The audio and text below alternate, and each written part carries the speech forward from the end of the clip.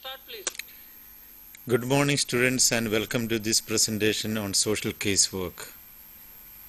This particular session is being addressed to the students of social work, particularly the second year students. In the first year, you are all introduced into the various developmental aspects in the society, especially in the fieldwork practicum. You have learned a lot about social work, the basics of social work, the need for social work, the kind of areas where social workers work. And you have learned a lot about society, importance of individuals in the society, the problems being faced by individuals in varying setup. You have also learned about many problems that people confront with while working with people in the society. Now, very often people ask, where do social workers find job? After completion of BSW or MSW, where does one find a job? In what sector people are generally being employed? And I always tell everyone that you can find social workers working under any sector under the sun. Because it is a social worker who enters into the problems of individuals, enters into the pains of people confronted with one or other problem. All of us do face problems. No man is perfect. No man is without any problem. All of us, from the moment we are born on earth until we leave this earth, we have to live a life confronting problems one after another. So when an individual is being faced with a problem, we should not think that he or she is faced with a particular problem as a consequence of one's own behavior or of one's parents or forefathers. Absolutely no. Problems are part and parcel of human life. And coming out of a problem, finding a solution to the problem, resolving an issue is going to strengthen the individual and improves his ability, its capacity to fight on, to live on, to be an achiever in life. And it is a social worker who is empowered, who is educated, who is trained, who is molded to understand various problems that individuals face in various settings. The problems faced by an infant is quite different from the problems faced by an adolescent. And usually an adolescent thinks that he knows everything that is all around the world. But when he becomes an adult, he finds that, okay, I was not right. The problems faced by an adult is quite different.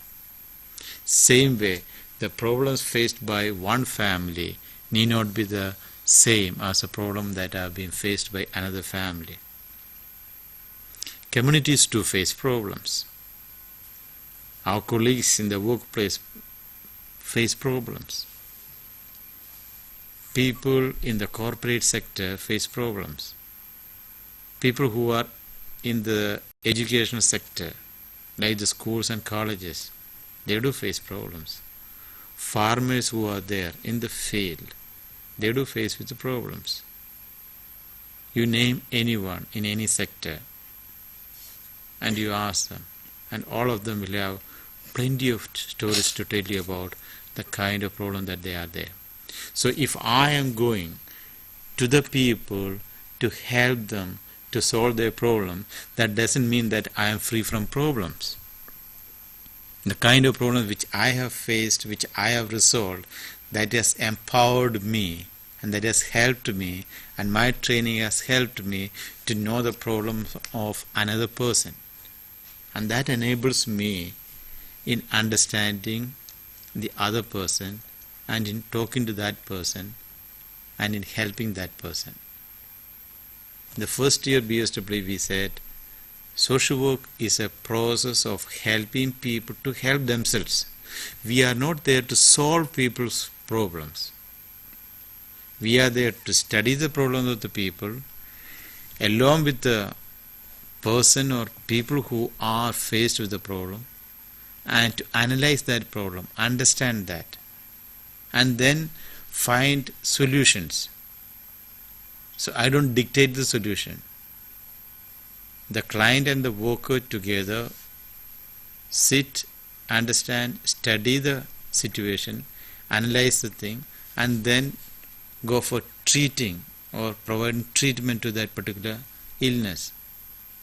It can be an emotional problem, a physical problem, an economic problem, a problem of putting along with colleagues in the workplace or in the neighborhood or within the family. So it can be of varying nature. And there are solutions. There is no problem that exists without a solution. Every problem has a solution. Only thing, we need to sit together and analyze it. So the social worker is a philosopher, a guide, a helper, an enabler, a friend to the client. He is an advocate to the client in solving his or her problem. He is little more trained than the client. Therefore, the social worker is in a better position to assist an individual who is confronted with a number of problems. So during this session we shall be discussing about how to help people in solving the problem. That's what we call social casework.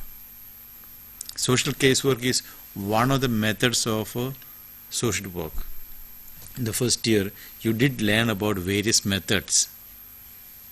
The three primary methods are social casework, that is working with the individuals. Then we have the method working with the groups, social group work. And the third important method is community organization. So working with the individuals, working with the groups, working with the community. These are the three basic or primary methods of social work. And then we have the secondary methods, what we call social action. Recently you have seen a lot of initiatives being taken by the Narmada Bijao Andolan group with Medha Patkar, who herself is a trained social worker, who was a teacher of social work. And there she is with the people, the tribal communities who are being displaced because of the Narmada project. And people are there. They are being plucked away from their dwellings. And the governments which are responsible to rehabilitate them have not taken adequate steps. So who will take care of them? And then you find the social workers coming and getting them together, helping them to understand the gravity of the situation, taking their problem to the concerned authorities. Now if the government is sleeping, if the responsible authorities are not coming to the rescue of the people, then you go with force, using certain other strategies. So what Medha Patkar did was to use social action as a method to get the demand of the people. So she was not there with the guns. She was not there agitating and fighting and throwing stones. No, peaceful agitation. In order to drive home the message, putting pressure on the government, winning over the sympathy and the attention of the media. So a tremendous amount of work can be done through various methods. And our fourth method is social welfare administration. In all the social welfare institutions, the mindset of the people, the functionaries of the people those organizations are quite different from that of a corporate sector or a banking sector or any other economic development sector. People are trained to work in the welfare sector because they understand the problems of the people, and therefore they'll be able to behave in a different way and help people. And the sixth method is social work research. We research and find out the problem that people confront, the reasons for those problems, the causes of the problems, and then put forward suggestions. Therefore, social research is also a method of social work. So through these three primary methods and three secondary or methods, the social worker is able to work with individuals, work with communities, work with groups to solve their various problems. So in this section, we are busy with discussing about the importance of working with individuals through the method of social casework. And to discuss more details about this one, I have on my right Mr. Gurupada Soren, who is a lecturer in School of Continuing Education of the university. He is a postgraduate in social work with extensive work experience with people in the communities. And to his right is Miss Rose Nimbiakam, who is also a lecturer here in the IGNO, working with STRIDE. She is also a trained, professionally qualified social worker who has also worked as a lecturer earlier in Delhi University. So three of us will be here to talk to you about the various aspects of social casework. And to begin with, I would request Ms. Rose to talk to us about the need for social casework and what is social casework, so that our students will have some kind of an understanding about social casework. Ms. Rose. Thank you, Professor Thomas, and very good afternoon to the students. I would like to start by saying that every individual is unique and his or her needs are different from the needs of other person. For example, if you talk about an ailment, a stomach ailment suffered by two individuals, the same medication is not given to them. This is because of the body requirement. Similarly, an individual, the need of an individual is different from person to person. Now, when we talk about the need of individual, it brings us to Maslow's hierarchy of need. Here, the first need which he described is the physiological needs, that is the basic need for food, shelter, clothing, etc. And secondly, he has talked about the safety needs. Every individual, irrespective of caste, creed, sex, gender, anything, needs to be in a safe environment, in a safe and protected environment. So, an individual needs to be protective and needs a protective shield around him or her. Then we come to the need of an individual for belongingness and love. Here, every individual needs to be loved by the family members, relatives, friends, peer groups, etc. That is, an individual needs to be accepted in the sphere or within the environment or within the society in which he or she is living in. Then there's a need for an esteem needs. And when we talk about the esteem needs, that is the need for an individual to have a particular position in the society, a particular status in the society. If we take, for example, a beggar in the society, a beggar does not have any status.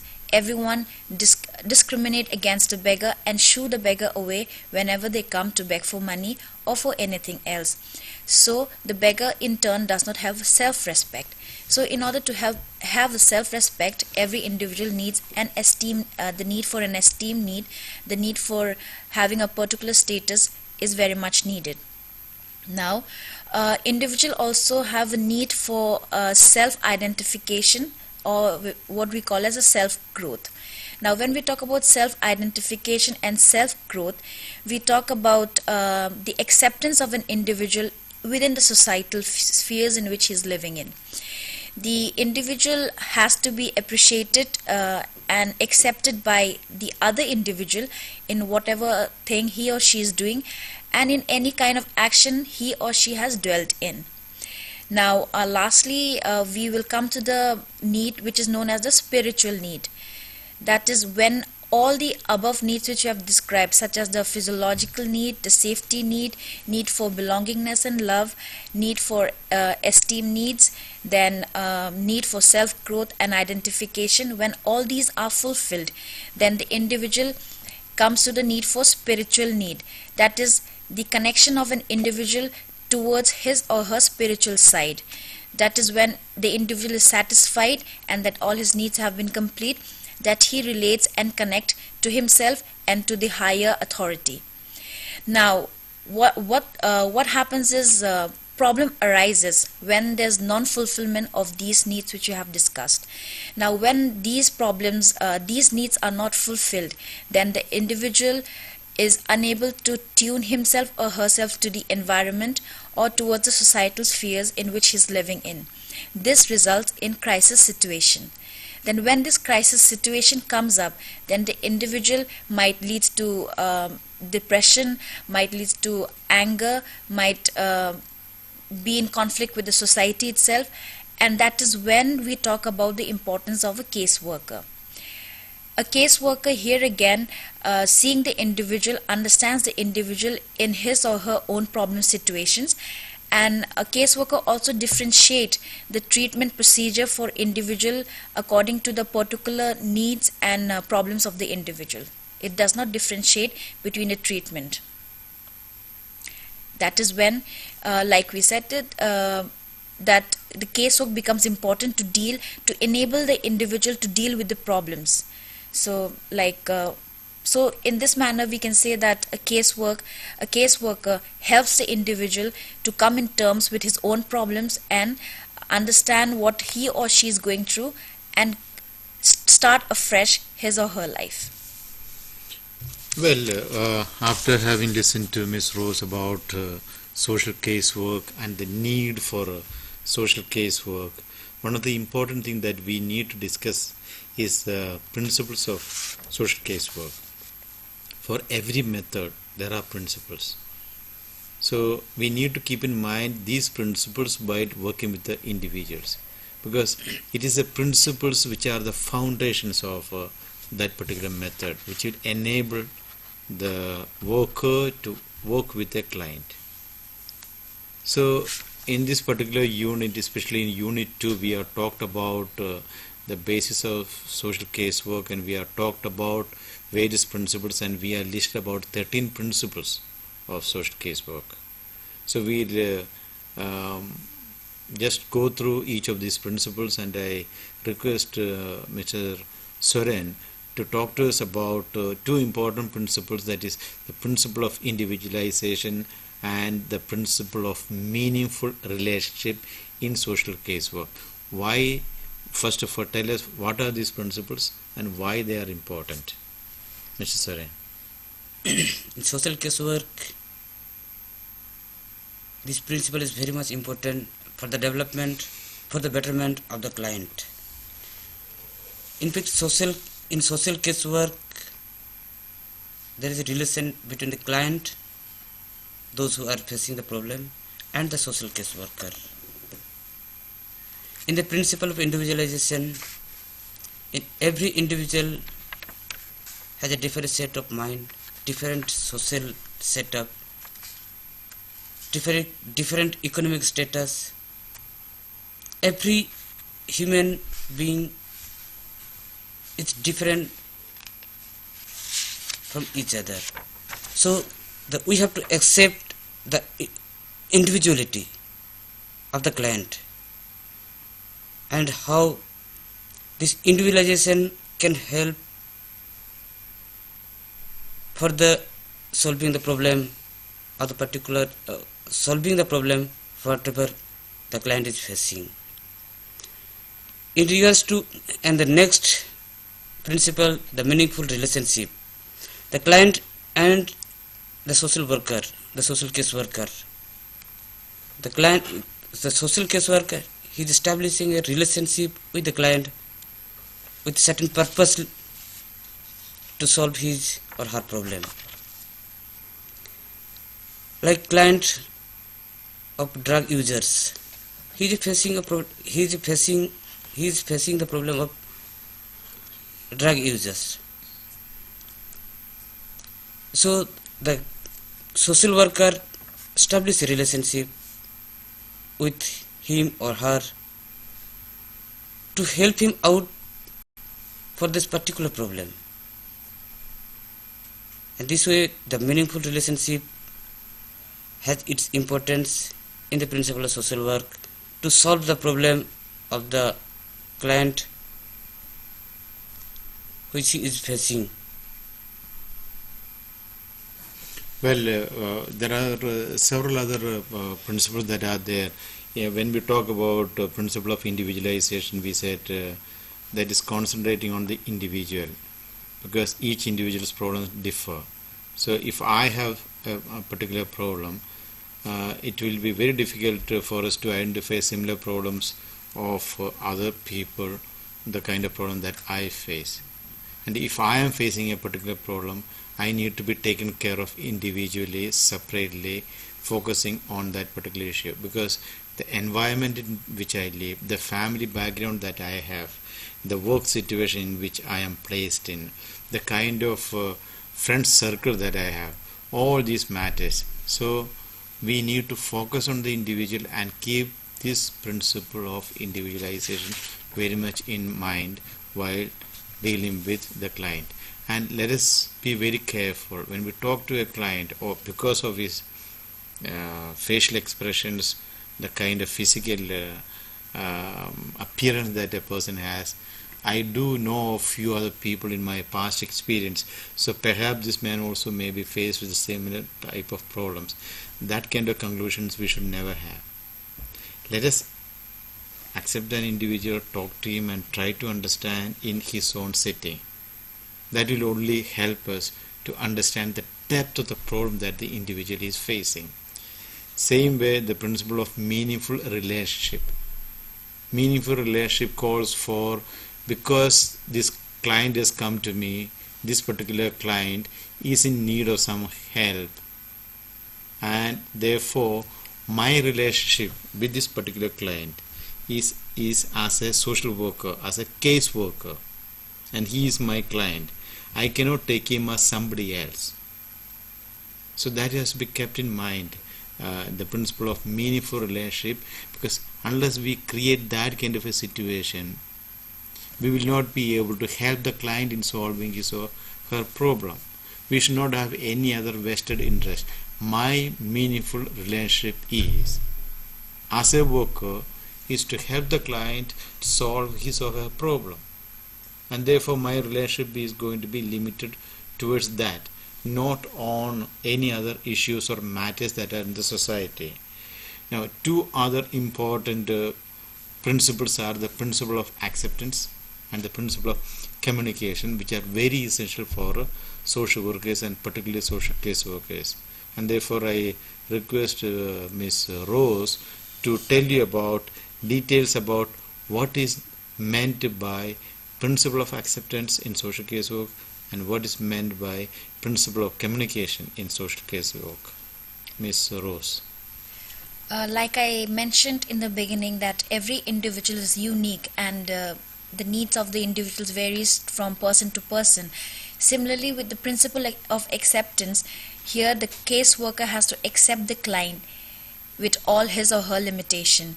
There should be no demarcation as to that this such and such behavior is an approved one and such behavior is not approved. So the individual is accepted in all his problems or without his problems. Acceptance, the principle of acceptance, is also the crux of all help. It binds in together two basic ideas, that is, it accepts the individual in both its positive points as well as in its negative points.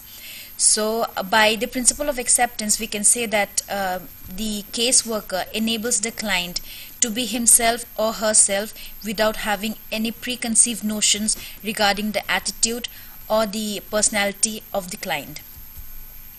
Now, if you give an example in casework regarding acceptance, if I'm a caseworker and a client comes towards me and I see that this person or that person is having such and such problem, that means he or she is like that or like this, then the whole purpose of my doing casework with the client stands negated. So I, as a caseworker, have to accept the client in all his or her limitations. Now, coming to the principle of communication, we all know that communication is a two-way process, that is from the receiver to the communicator. Hence, this is a very important principle in social casework, because it is the first step through which the client and the caseworker comes face to face with one another. The client is able to express his or her problems to the caseworker, and the caseworker listens to the process of communication. Now, the client has to be made to feel comfortable in order to be able to tell the caseworker all his or her problems. So in this manner, we can say that the principle of communication is an important aspect in casework process. Well, students, you have heard the importance of these two principles, so the principle of acceptance and the principle of communication. Because in principle of acceptance, if a client is not accepting me as his worker, as his advocate, then it is going to be a difficult task for us to help the client in studying the problem, as well as in finding a solution to the problem that the client is facing. So there is acceptance by the client of the caseworker, as well as the acceptance by the caseworker of the client. The client can be coming from various backgrounds. The client can be a poor person, the client can be a criminal, the client can be belonging to different, say it can be a male or a female, of different age groups. It can be a young person, an adolescent, an adult, an aged person. The client can be a mentally ill person. So the background can be different. The client also can be financially well off or financially very poor. So as a caseworker, I should not have any kind of a preset mind while approaching the client. Let us have a free setup in which I should be able to accept the client as one is. Same way, the principle of communication is very important, because for a caseworker, for a social worker, his or her main business is to work with individuals in the society, and that work involves good communication. Communication, so verbal communication, non-verbal communication, all these are important. For example, when a client is speaking to you, the way you express your own facial expressions, the way you nod your head, the way your eye contact, all these are important in influencing the client, in passing on good messages and bad messages, right messages and wrong messages, important messages, less important messages. All this can be communicated to the client through your own facial expressions. So there are a lot of things that one needs to keep in mind as far as the principle of communication is concerned, so that we are in the right track.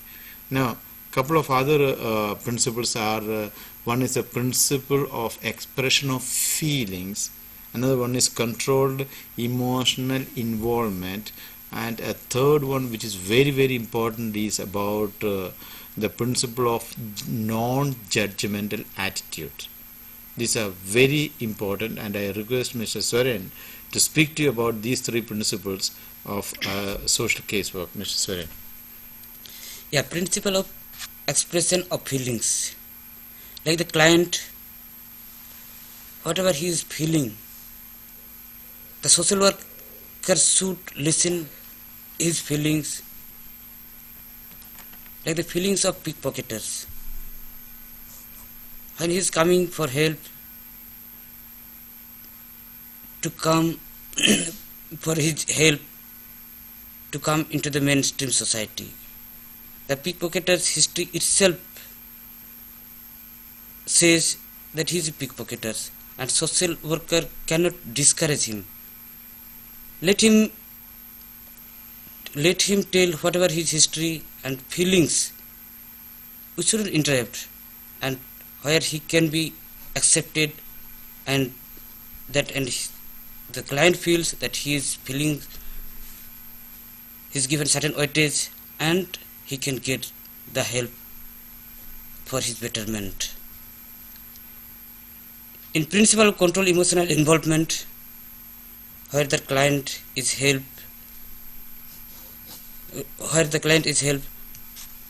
to come out from that particular the problem.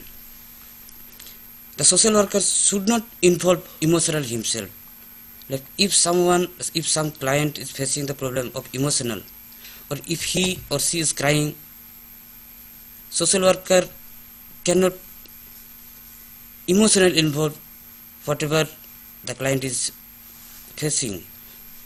So he or social worker professionally he is to handle the case where the emotional involvement is involved. In the principle of non-judgmental attitude, it is a quality of casework relationship. It doesn't blame the client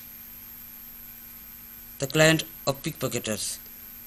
Social worker should not blame him why he was doing the profession of why he was involved in pickpocketing.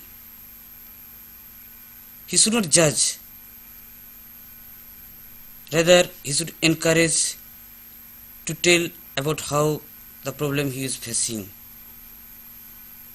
So, social worker should not involve himself emotionally, should not judge the client based on the particular problem, and listen to the various feelings whatever the client is facing for the betterment, or to adjust socially to solve the problem of the client. Well, expression of feelings is a very, very important thing in the process of understanding the client's problem. So one should help the client, let the client come out with his whatever feeling that he or she has, whatever emotional reaction that one wants to have, because that only will enable both the worker as well as the client to position oneself and actually understand the situation in its own originality. So whatever feeling that the client is trying to demonstrate or burst out with, the worker should be able to accommodate that, understand that, and adjust with the proper understanding, so that the whole process of finding solution to the problem of the client becomes easier. Same way, controlled emotional involvement. Okay, it is not right for us. Suppose if the client narrates his or her pains and sorrows and misery, and burst out or tears start falling from the eyes, you as a caseworker should not be participating in the pains of the client by joining him by your own emotional outburst, for example, shedding tears. There you are showing your own weaknesses. That will destroy the whole process of social casework, because a caseworker or a social worker is supposed to be a person with a strong personality, a person who is trained to understand the pains of others and help them to come out of that. So you as a student is in the process of gaining that kind of training to become strong, to face any eventuality. So let us be with the people who want to show their emotions through their own feelings. It may be crying, it may be laughing out, it may be a small smile or coming out to help somebody. Understand the situation and help the client, and so that whatever that kind of emotional involvement that is involved in the casework process it should be kept alive instead of suppressing that kind of emotions. Same with your non-judgmental attitude. As I said, for example, if you have to work with a criminal and under trial, see, about 80% of the people, I'm told, in the jails are under trials could be innocent people. Now we do not know. Just because one is in the prison, we should not have a kind of a mindset that these are all criminals or these are all people who are breaking the laws. Let us not have that kind of a mindset. For me, he is not a person who is breaking the law. For me, he is a person in need of help. And therefore, my requirement today is to help this client to come out of that problem. So to what extent can I help? Now, two other important principles are the principle of client's self-determination and workers' self-awareness. These are two important principles which students of social work should know, particularly if you are interested or intending to work with individual clients. And therefore, I request Ms. Rose to help our students to understand these two principles so that they are in a better position while working with the individual clients. Ms. Rose. Principle of client self-determination. This is the practical recognition of the rights and needs of the clients to freedom in making his or her own decision. Here the caseworker should enable or should understand the client's need to decide for himself or herself the course of action he or she should be taking in his or her life, and should be able to have confidence in the ability of the client to take part in a particular activities or to stand on his or her own feet. Now, if let's say, for example, like we've been all talking about the inmates in the jail, if a particular inmate has come as a caseworker, as a client, then what the caseworker should be able to understand is that this client will be able to make decisions for his or her own action and will be responsible for it. But however, one must understand that this ability of the principle of this client self-determination is guided by the fact that it is limited to the capacity of the client's ability to make a positive and a right decision for himself or herself. Now, coming to the next principle, that is principle of self-awareness. This principle enables the caseworker to understand his or her limitation or ability to do a particular case. Here the caseworker should be able to understand his or her own limitations, and if ever the caseworker feels that a particular case is out of his or her understanding, then that particular case should be transferred to a more appropriate authority. Now, giving the example of let's say a specially challenged person. Now, if a caseworker has no understanding or no previous experience regarding handling a special person with special needs, then the case which the caseworker is doing with the client would be full of prejudice and it would be full of biases. So the caseworker should be able to understand his or her limitations while working with the person with special needs and transfer these cases to authority which are more appropriate and competent in dealing with special needs. Well, we still have a couple of other principles to be dealt with. One is social functioning, the other one is tuning behavior, the third one is social learning. And I would request Mr. Soren to speak to you about these three principles which are also important for a caseworker. Mr. Soren? Yeah, in principle of social functioning, client from each and every client, they are belonging to a certain community or certain social setup where he or she is playing a certain role, and his relationship with the broader society where his role and relationship can be given emphasis for the betterment or to solve his problem. In the principle of tuning behavior, every human being has a body, mind and intellectual setup, and that's why every individual has different personality.